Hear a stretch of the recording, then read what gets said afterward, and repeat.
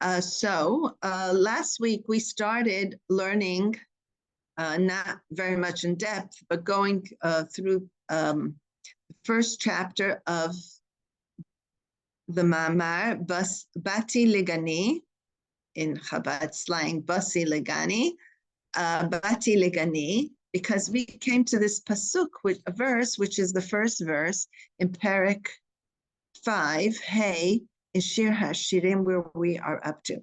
So I thought we should go through a little bit, even just the summaries of the excuse me, of the Ma'amar Bati Legani. Is that okay, or should we go back into the Perek?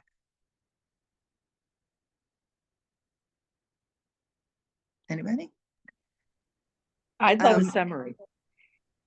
Okay, you vote for summary. Okay, so that's what we'll do. We'll continue so we'll have a picture. What we did learn was in the verse, Hashem says, the verse before, we invited God back to the garden, that we are in the garden of Hashem, and beautiful description of all the spices and the incense and the flowers, and we said to Hashem, you're actually the host. Come sit down. Don't just give us the meal. And it's like, it also gives the example, like what Dorothy, I'll mention, that it's like the groom telling the bride, or the bride telling the groom, you brought me to the chuppah, come in too. So Hashem answers, Bati legani achoti kala. I came to my garden. And the Rashi says, I've been there. I came to the garden.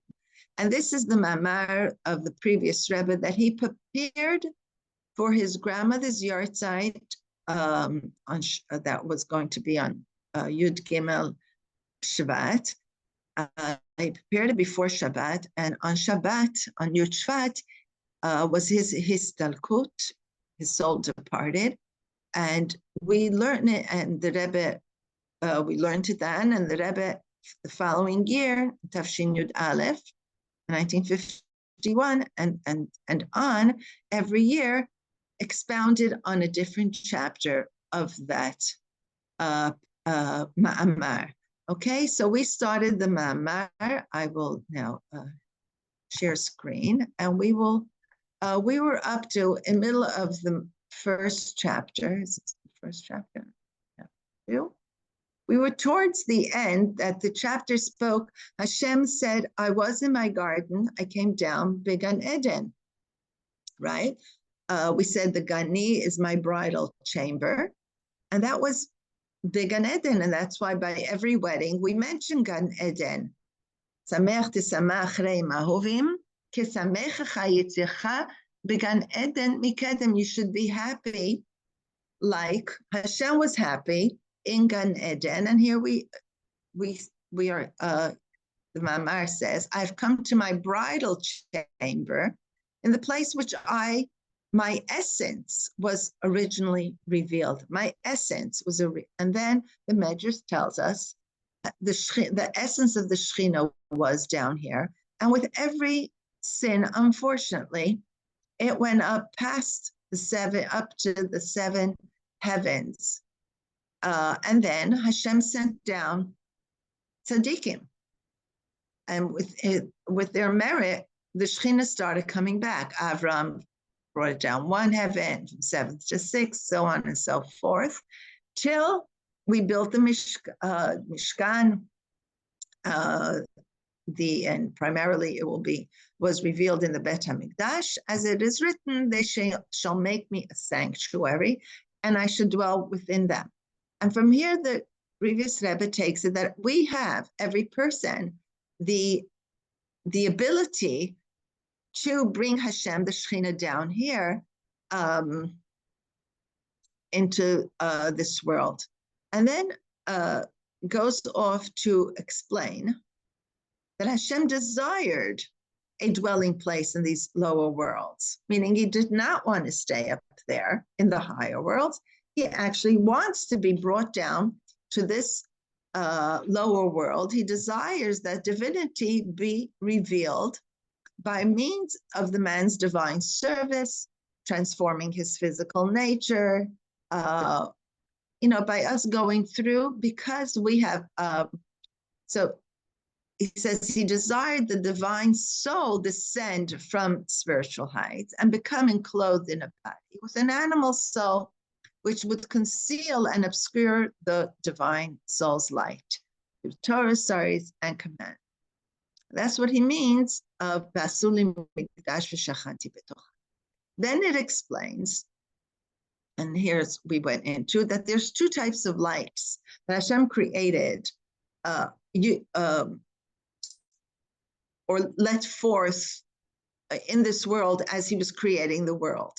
Okay, why does he explain it? Because it says when the Sitra Achra, the other side, the cosmetic force opposing holiness, is subdued. This is what's written in the Medrash.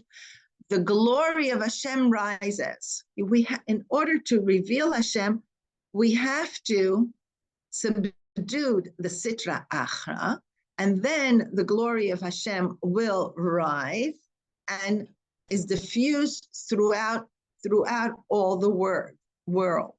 So this is the expression used by the Zohar, and it's describing a light force, a divine light force that is diffused equally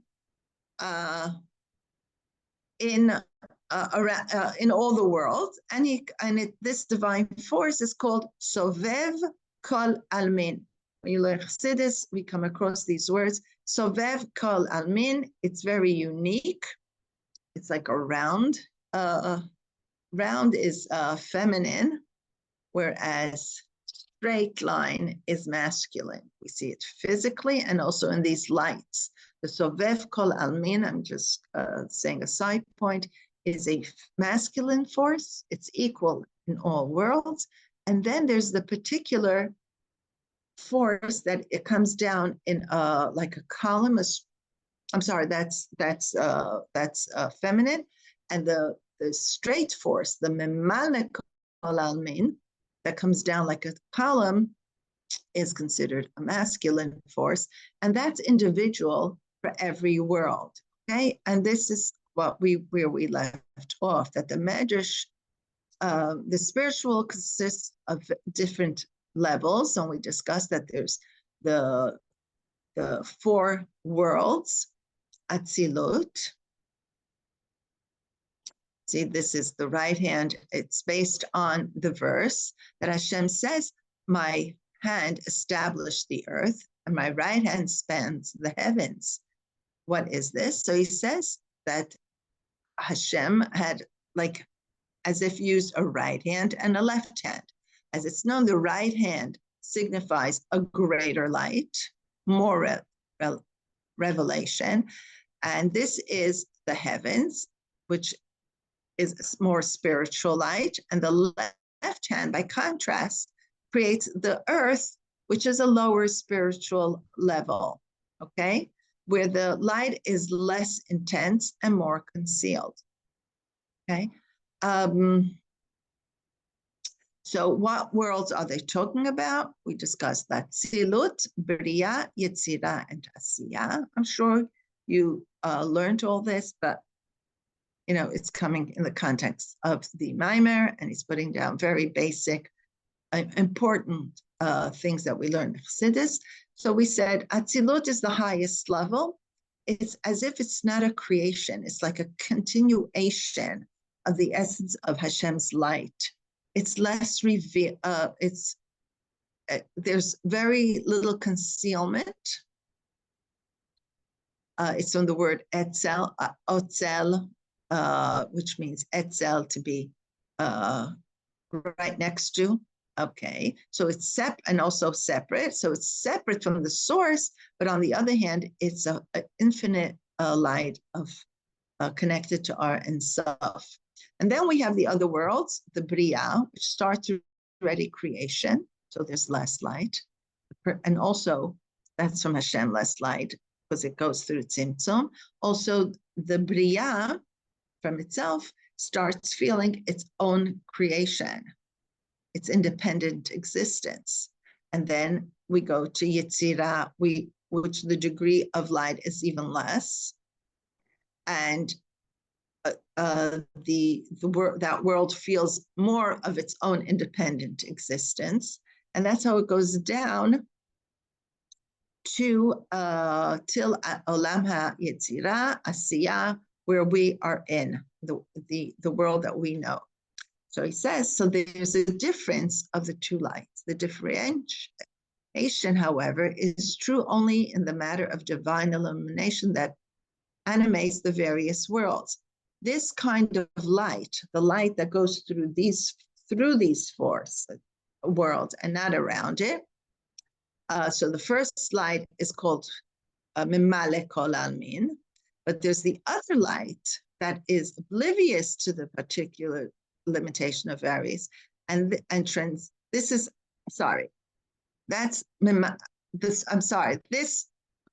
one that goes through is Mimale Kol Almin, and it's different from world to world. And the one that goes around is called Sovev Kol Almin. Okay, these are two different lights. Okay, so what does this have to do with us? So we're going back to the verse from the Zohar that we mentioned before. We're still in the week of Lag BaOmer, Rabbi Shimon Bar Yochai. I feel it's very apropos learning a bit of Zohar. And so let's look inside. It says, this is what is meant by the above statement for the Zohar, that when the Sitra Achra is subdued, when by laboring at the divine service, a Jew subjugates the force of the unholy darkness, the forces of unholy darkness is transformed into light, and the ensuing light is superior because it issues from the dark. The Sitra, we mentioned before, when is Hashem revealed? It's when we subdued the Sitra Achra. And he's explaining that when we subdued, we reveal the light, and the light that is coming from the darkness is a greater light than if there wouldn't have been darkness. It's based on a verse that Chassidus explains, the verse that is written in Kohelet, Yitron ha'or min ha'choshech. Yitron means the advantage of light over darkness. Yitron ha'or min ha'choshech, the advantage of light over darkness that you can see. And in Chassidus we explain, Yitron ha'or sheba min ha'choshech, the advantage of light that comes from darkness. He's explaining why Hashem wanted this world to reveal a light, the light Hashem had before. It's not a new light, it's a light that always was. Why did Hashem make it go through the Tzimtzum, come down, and now we have the job to reveal it?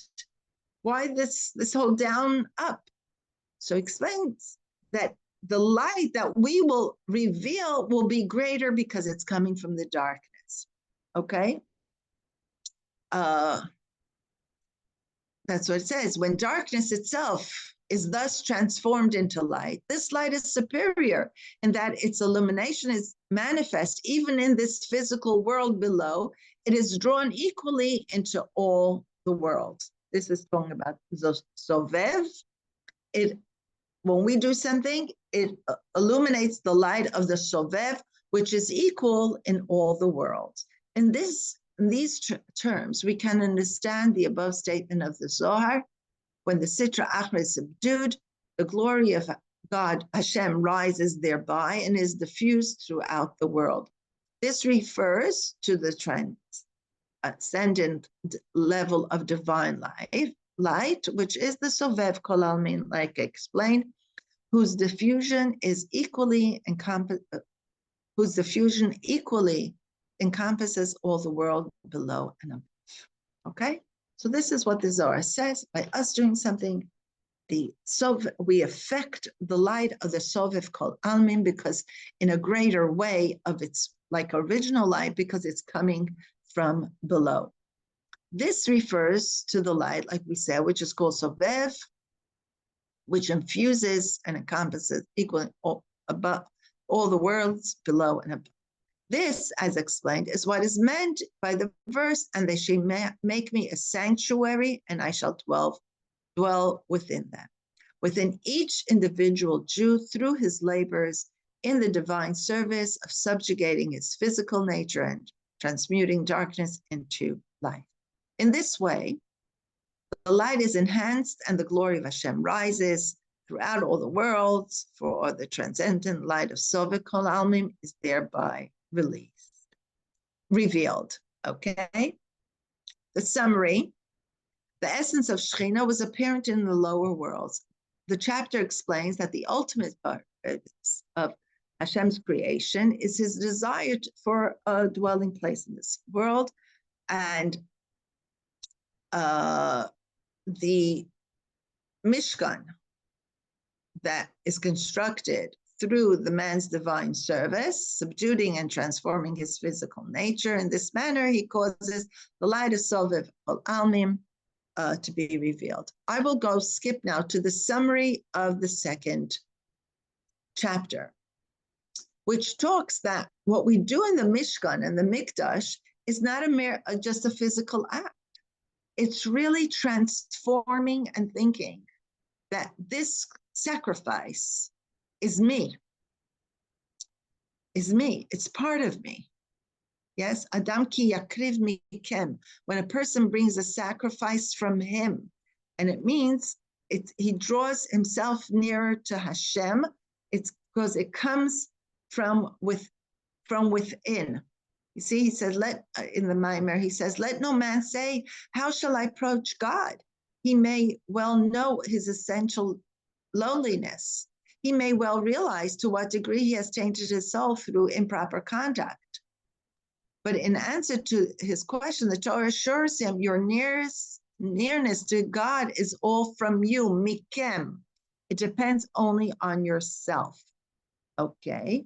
And then he continues with that, encouraging, saying that nothing blocks. Hashem will not demand from us things that we cannot do. I only demand according to a person's capacity and potential. Okay.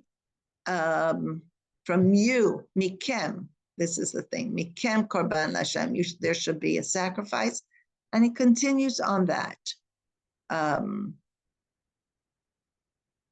Okay. And he says, when a person does that, Hashem lets down a divine fire.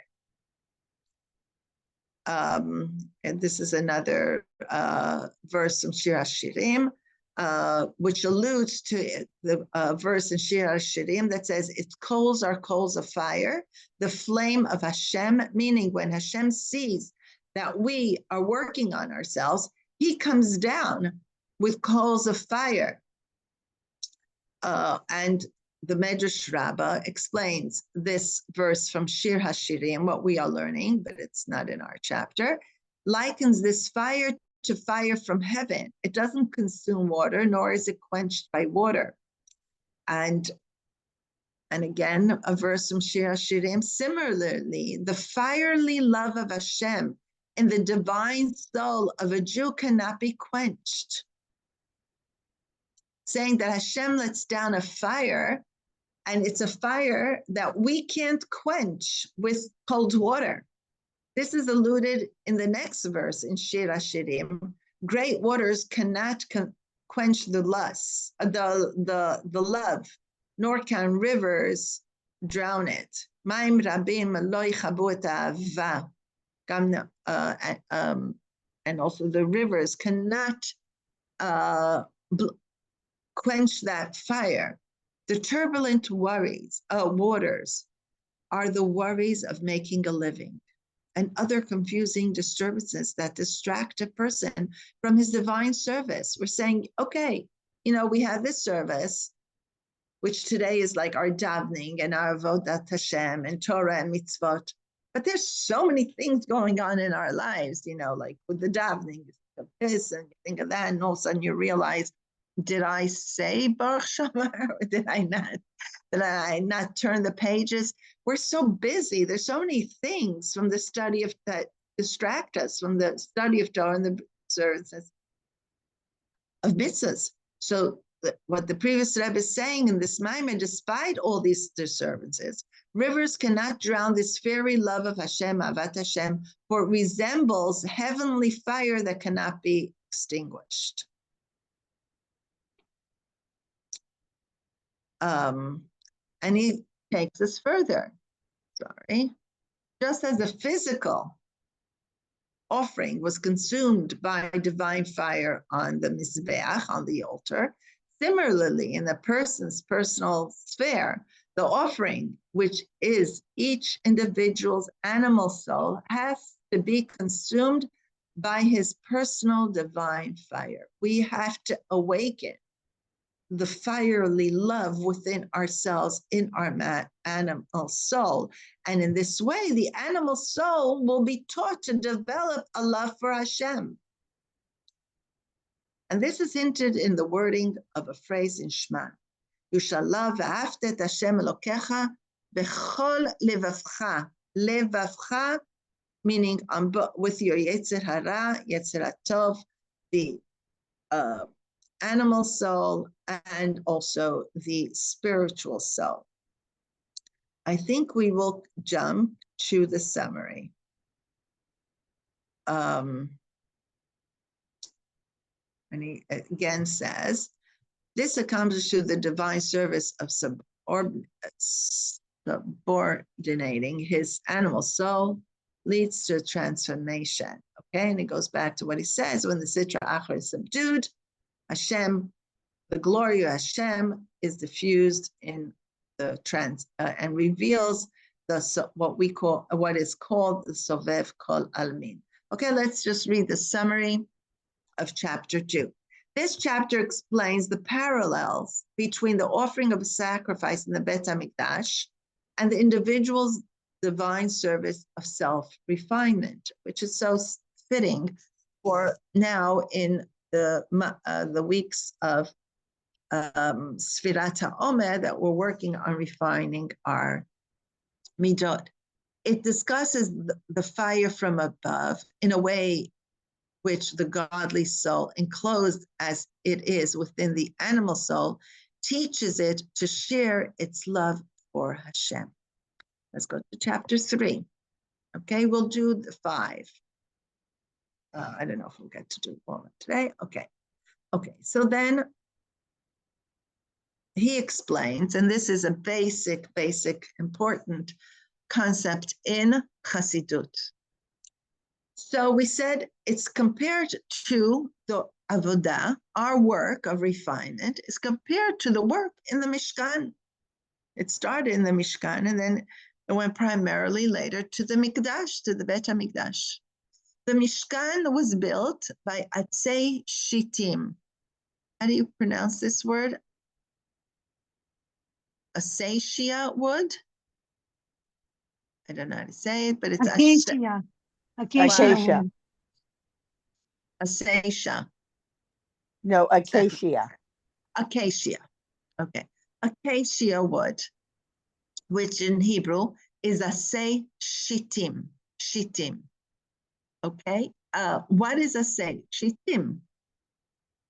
Why was it Dafka from Asei Shittim? So here the Maimer goes to explain what is Shittim. What is the word Shita? Shita, okay? The word used in the Torah for acacia is Shita, the root which implies deviation in either direction. Shtut, the shtut means folly, means something that's silly and stupid. When does somebody do something silly or stupid? It's when he deviates from the right direction. either higher or lower from the middle path. The same root implies for foolishness. Shita means deviation. Lishtot means to deviate from the path. Shata min haderech. He deviated from the path. He went off the path. And it also means foolishness. Shtut, shtus in Lashon HaKodesh, is a deviation from the middle path of knowledge and wisdom. Asa shtut. He did a silly thing. Zayama shtut. Asiti shtut. Shtuyot. Everybody knows that expression. Eze shtut. Shtuyot meaning, wow, such foolishness. Hu shoteh with a test. It means he's a silly person. Shoteh with a tough means he's drinking. Okay. So this is there. So in Chassidus we learn there is a foolishness that stems from the unholy side of the universe. The Torah therefore uses a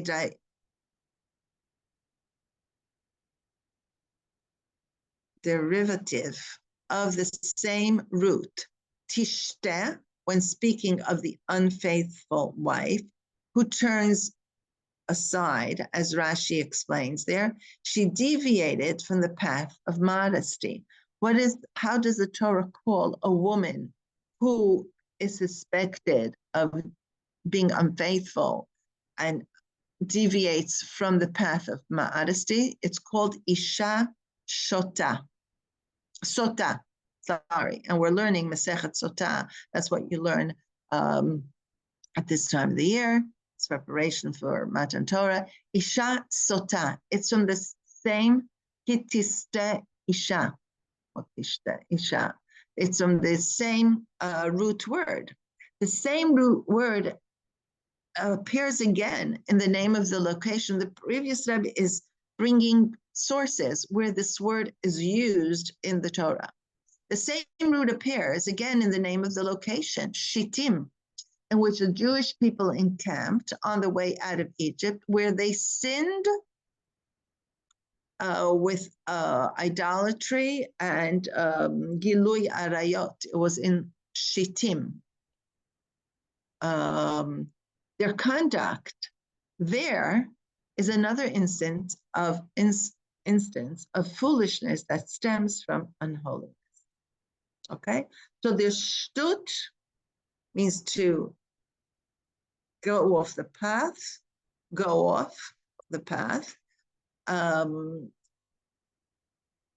and not go in the right way. In this vein, our sages comment on the above-mentioned wife who turns aside, tishteh. No human commits a sin unless a spirit of folly, ruach shtut, enters him. The Maimar is introducing us that there's a thing called ruach shtut. A spirit of folliness causes a person to deviate, to get off. This spirit of folliness, where does it come from? He says, derives from the klipa, from the unholy side of creation, and it covers the truth. Person doesn't sin unless the klipa sends this ruach shtut and covers up the truth. So when somebody says to us something, we say, doesn't he see the truth? He's talking silliness. He doesn't see the truth. This is called the spirit of foolishness, just as the evil inclination is called the old and foolish king. Yes. Melech Ksil Zaken is the expression used on the Yetzer Hara, and the Ruach, the spirit that causes the person to get off the right path, is called a Ruach Shtut when into him. This unholy spirit of folly veils the revelation of divine light. It obscures the truth and the vitality of godliness. Okay? So we learned that by doing our avodah in the Mishkan, we will, B'ezrat Hashem, reveal, and this is what we do, this beautiful light of Sovev Kol Almin.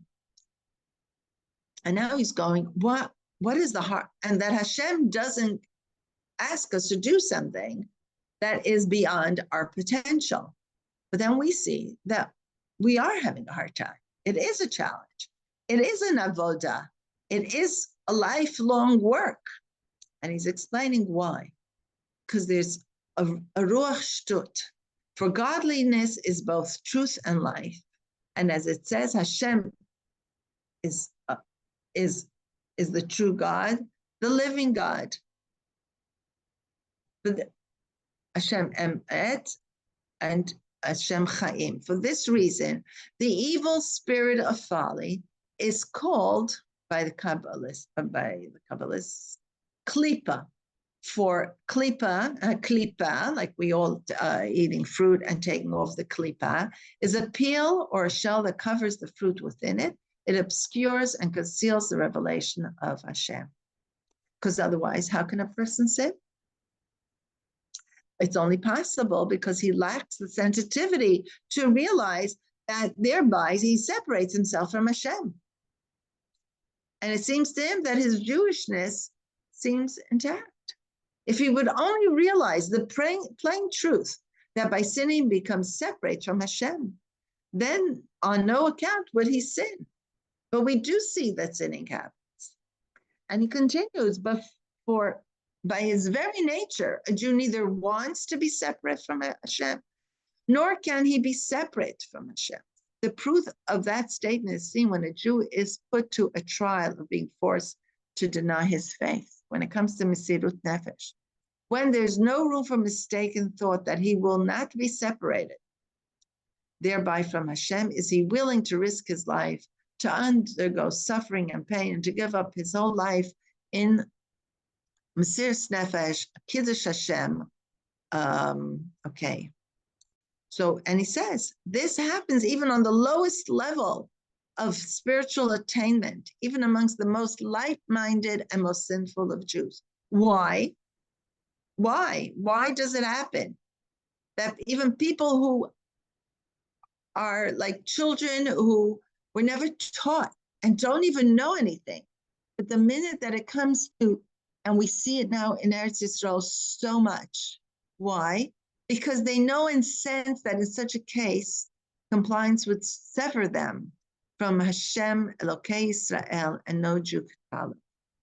In the case of other sins, however, people lack that awareness and sensitivity that these two separated them from Hashem, and they imagine that they are still as fully Jewish as they were before they sinned. Why do we think that? Because the Ruach Shtut, this spirit of folly, covers up and doesn't let us see the true light.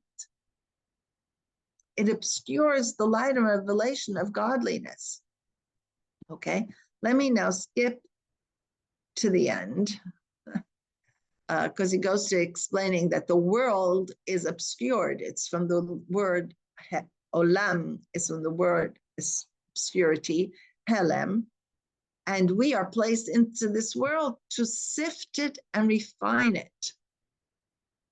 And instead, the opposite occurs. The world covers up the light of truth within a person and within the world. And we have, okay. And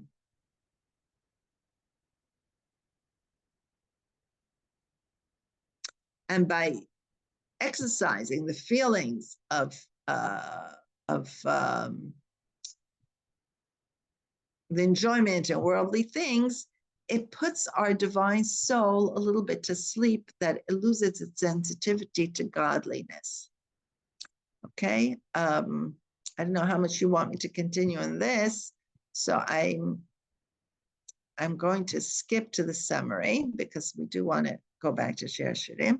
So he says that this chapter explains the spirit of folly, the ruach shtut, comes from the word atzei shitim, and we're trying to explain why Hashem asked us to build the Mishkan from atzei shitim dafka, and the animal soul, and one's powerful desires, and the animal soul in its entirety obscure the truth. Spirit and the ones that are desires and the animal soul obscures the truth, thus dulling one's sensitivity to godliness, one's appreciation of the value of mitzvahs, and one's awareness of the lowliness by being separate from. So the previous Rebbe is explaining to us what we're going on in this world. Okay.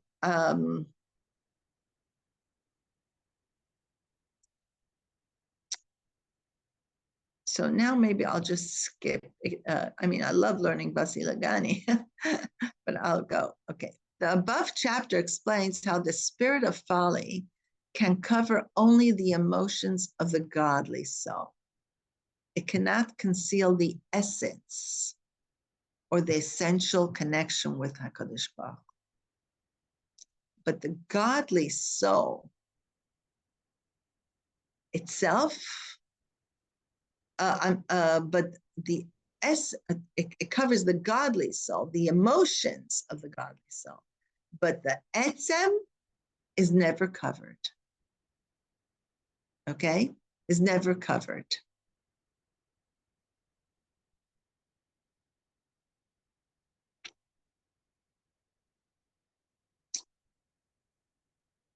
Okay, I don't know how much we should go into. The emotion of the animal soul conceals the emotions of the godly soul to the point where one cannot perceive the divine light.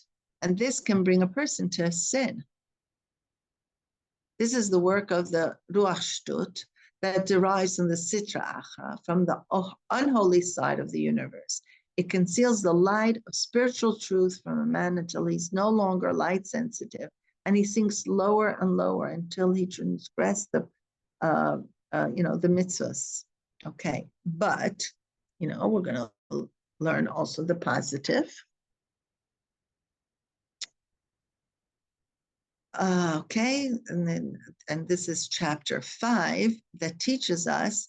We have seen the man has the potential for deviating from the middle path, lower than reason and understanding. The middle path is the path of reasoning and understanding. When you deviate, you go lower than that, which we come to the level of an animal, right? An animal doesn't have understanding and reasoning. And this is called shtut shel leumat zeh, opposite of unholiness. It's shtut shel leumat zeh. What we will learn in the other prakim that we have shtut shel gedusha. There's the middle path, and the shtut shel leumat zeh, the other side, Sitra Achra, takes us out of reasoning and out of understanding why it's important to do the Torah mitzvot. It covers up the understanding of every time we do a mitzvah, we uncover light and we get close to Hashem. And that when we do Avera, we get severed and cut off. So the Shtut Le'umat Zeh covers that understanding. And Shtut Shel Gedusha takes us to a higher level.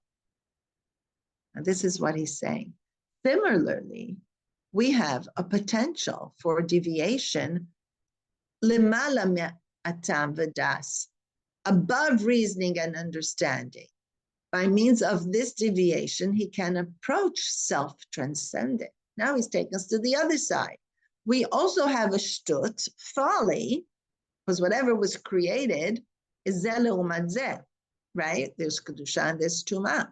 So if there's deviation to leumat zeh, that the Yetzer Hara does and takes us down, there should be also power of deviation, a spirit, ruach, what we call ruach shtut digdusha, folly of holiness, that takes us to self-transcendent and above reasoning and understanding. And this is what he teaches us in this.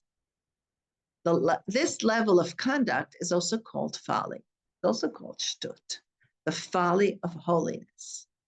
And here he tells us an unbelievable story from the Gemara in Masechet Ketubah, again talking about marriage and using words that we encountered when we learned shir, hashirim, different spices and different plants and things. It says that in the Gemara, Masechet Ketubah, page 17 on the first side, it says, it was said of Rabbi Yehuda, the son of Rabbi Eli, that at weddings he would twirl a sprig of myrtle as he danced before the bride. Okay? Big Tana, Yehuda bar Eli, he used to stand and juggle and twirl and dance in front of the bride because there's a big mitzvah. Ketzad meragdim lifnei hakala. We really should all get up now and dance for Dorothy. So this is our way of dancing. We're learning about the dancing before a bride. And he used to do it with sprigs of myrtle. And the Talmud tells us, goes on to say, that as Rabbi Shmuel bar, the son of Rabbi Yitzchak, danced, all the Chachamim used to dance, he would juggle 3 twigs of myrtle. And Reb Zera was not happy about it. He says, these great sages, it's embarrassing for us by making light of respect due to Torah scholars through his undignified behavior. That's how Rashi explained. That Reb Zera felt it wasn't dignified for Reb Shmuel bar Eli to juggle the 3 twigs. I'm sorry, Shmuel bar Yitzchak. Shmuel, the son of Yitzchak. And what happened? When Reb Shmuel bar Yitzchak passed away, a pillar of fire appeared, separating him from those that were near him. And then Reb Zera realized that actually Reb Shmuel's juggling the 3 twigs of myrtle in front of the kala was not an embarrassment. It was something very, very holy that took Reb Shmuel to a different level that separated him from all the other Tanaim. Okay? Reb Zera thereupon retracted his previous remarks. Okay, there's 3 versions of his retraction that were recorded in the Talmud. And this, what we're learning now, is part of the Maimer. The sages, venerable sage, has been well served by his sprig.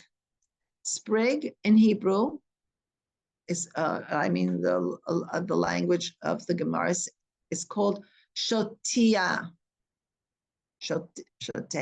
Shotea, the sprig of myrtle on which he used to dance, Rashi explains. The second, so the root is also shotea. The second version, the venerable sage, as well been served by his folly, shtusaya, for he clowned like a fool. He did like a fool. He was clowning around in front of the kala to make her laugh. It was a folly. The third version, the venerable sage has been well served by his policy, shitosai. Shitosai is from the word shita, a policy, ma shita shalachem, by his customary course of conduct. In other words, when they described here what Reb Zera says, he says this venerable sage is embarrassing, and they use the word shitaya. So Rashi explains, shitaya, shote is from the word shotea, a spring of myrtle. Rashi also says, another version, shtusaya, his foolishness, clowning like a fool. Or the third version, by his course of conduct, that he had a very, very strict policy. Okay. So here the Friedrich Rebbe goes to explain, folly of this kind transcends understanding and thus represents a wondrously superior mode of conduct. That actually what Reb Shmuel did was show that we could have a shtut d'gdusha, getting out of your limitations and being excited and jumping around for something that is a mitzvah is a shtut shel gdusha. Shtut shel gdusha. And this was seen by his levaya. That a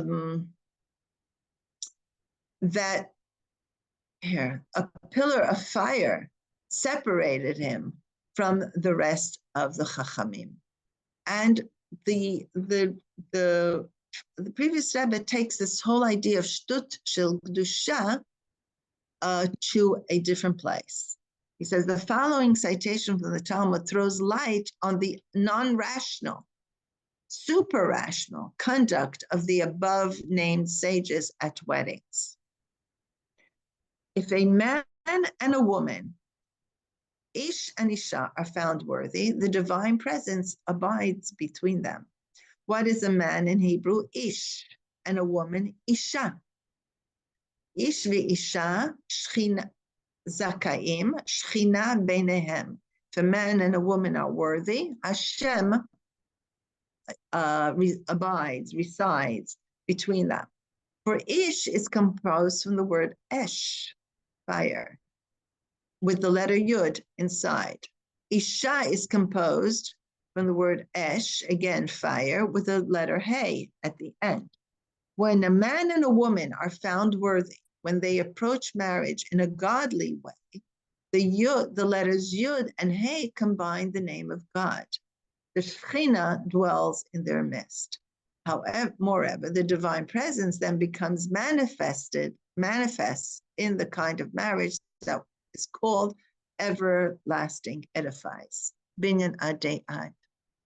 Because a marriage, Dorothy, this is all for you and all of us, because a marriage thus elicits such prodigious spiritual power, the joy of the sages at weddings would burst from the conventional bounds of propriety. Being that it's such a simcha that's beyond sechel and beyond reasoning, and it's such a spiritual joy and power, the sages would go out of there, the two that were mentioned before, Reb Shimon and Reb Shmuel, they would jump for joy that Reb Zera, for a short while, till the Levaya of Reb Shimon, thought it wasn't proper conduct.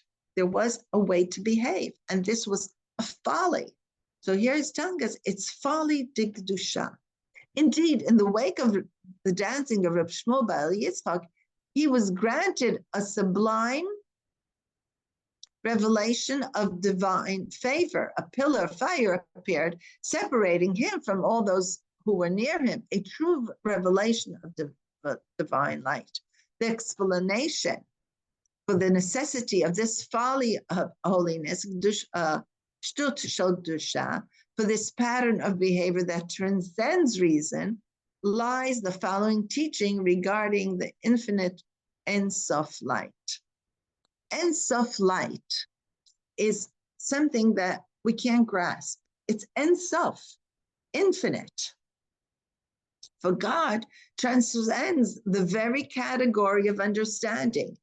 If we stay in the mode of a box of understanding, here something starts, here something ends, this is how you should do, and this is how you shouldn't, we are constricted. And there, when you are constricted, you cannot connect to Ein Sof.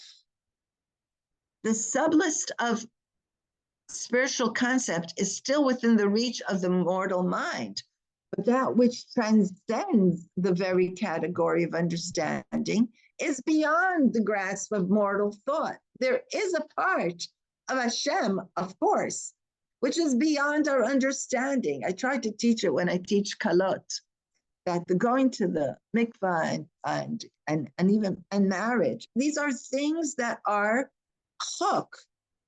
It's beyond our understanding. If you want to keep things in a formula, I love you, you love me, or or stuff like that, and it's a formula, you are limiting and you are not connecting to beyond. And the chok is the idea of beyond. And here he brings chapter 18. I don't know how far you guys want me to go. And the idea of clothes limits. And that's why it says that many of the Nevi'im removed their clothes and prophesied, because clothes also limits a person. And that's why Adam and Chava, we're going back now to Gan Eden, were naked. They weren't ashamed, because the knowledge, tree of knowledge, wasn't eaten yet, and knowledge is limiting. There's so much we could understand. After the sin, man's feeling and instinctive good compromise both good and evil. And it says they knew that they were naked. It became an understanding. At this point, they felt the need of clothing. Trying to see how much we should learn from inside. And now he goes back. So he says, the folly of Kedusha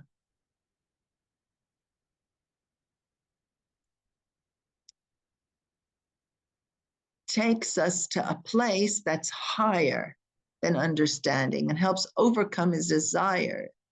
And that's why prophecy will only rest on a man who is wise, courageous, overcomes his desire, and whose desires never come him in any manner. He's beyond that. And such conduct entails a deviation that transcends the accepted norms of reason and understanding. And this is also called shtut. So we learned here that there's a shtut of tum'ah that covers up godliness and our connection with Hashem. And the more we use it, the more insensitive we become to the truth and to godliness and to HaKadosh Baruch Hu. And that's what sinning does. And then there's the shtut shel Kedusha that lets us go beyond reasoning. And even as we see, by dancing beyond our strength, if we want to see in a physical sense, which is shtut Kedusha, that takes us to a place of connection to art and self. Okay? And then now we could go back, having now understood the two levels of shtut, we can now revert to the explanation why the Mishkan had to be built specifically of acacia wood, shitim. As stated above, the intent of the divine service in the Mishkan and in the Bet HaMikdash was to transform darkness into light to a degree where the darkness itself will be luminous, meaning to say, to transform the spirit of folly that stems from the umatzeh, the other side, sitra achra, into folliness of holiness. The Mishkan was therefore made of atzei shitim, whose very name in the holy tongue, shitim, echoes the word of folly, shtut. For this embodied the principle that the conduct which is folly, in the sense that is lower than reason, ought to be transformed into a conduct which is folly in the sense that transcends reason. We have to take the folly of lower to folly of that transcends. We may now more fully appreciate the teaching and Vasuli Mikdash v'shachanti betocham, to make me a sanctuary, and I will dwell within them. Let me see how much longer it is. Let me go straight to the summary. The above chapter explains that just as there is folly that derives from unholy side of the universe, so too there's folly of holiness, a deviation above the bounds of reason. An example of this is the fact that prophecy requires that one divest himself of the awareness of his own mind and emotion. The fact that the Mishkan was made of atzei shittim is a reminder how in one's daily life one can transform the shtus of evil into the folly of holy. Okay? It's all, we stopped here to learn this because we came to the pasuk, באתי לגני. Hashem says, I came to my garden. This is our mission of life, to bring Hashem into this garden and to reveal Hashem in this garden. Okay? Next week, we will continue a bit on באתי לגני and then hopefully go back to shir hashirim. Are you enjoying learning the ma'amar? I'd like to know. Yes, this was I'm loving it. your Yes, Sheva absolutely. Loving it. Thank you. It's perfect. Okay, take care, everybody. Psurot tovot, refuah shlema for all those that need, and bracha for all chayalim. They should come home today Amen. safely, and all our Amen. chatufim, and all Amen. those that need a refuah shlema, our chayalim, and all in our families that need a refuah shlema. It should be techef umiyad mamash. Take care. Amen. Amen. Thanks, Amen. Esther. Welcome. Bye-bye. Be well. Yeah.